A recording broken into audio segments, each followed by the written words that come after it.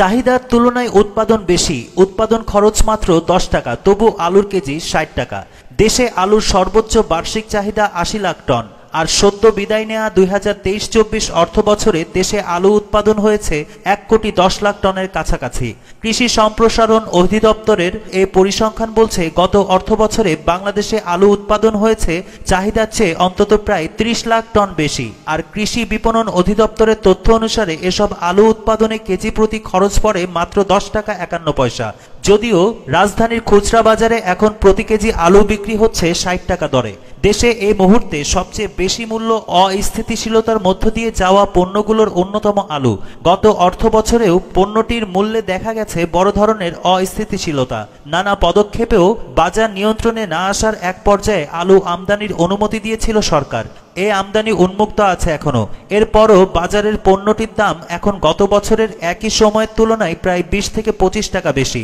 বাজার বিশ্লেষকরা বলছেন, আলুর মূল্যবৃদ্ধির প্রবণতা অবিশ্বাস্য রকম বেশি।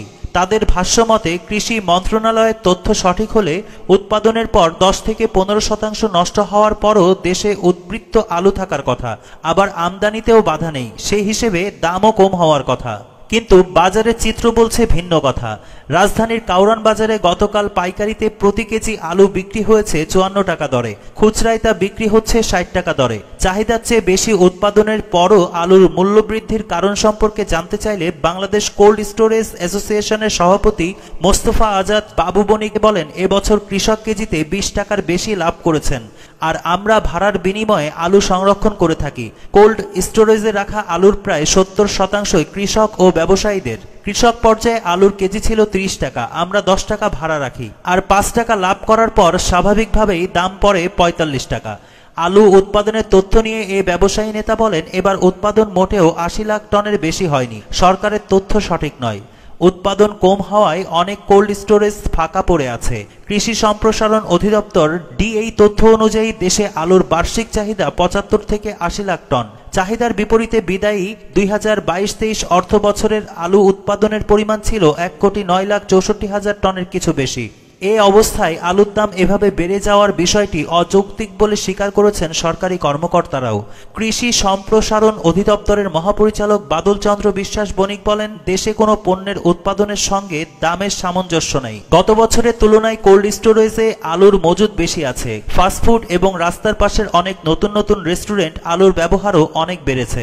তবে দাম এতটা বাড়াটা অযৌক্তিক।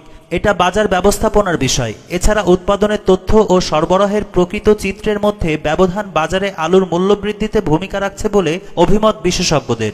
পাশাপাশি মজুতদারিও বাজারে পণ্যটির সরবরাহ ঘাটতি তৈরিতে অনেকাংশে দায়ী বলে মনে করছেন তারা।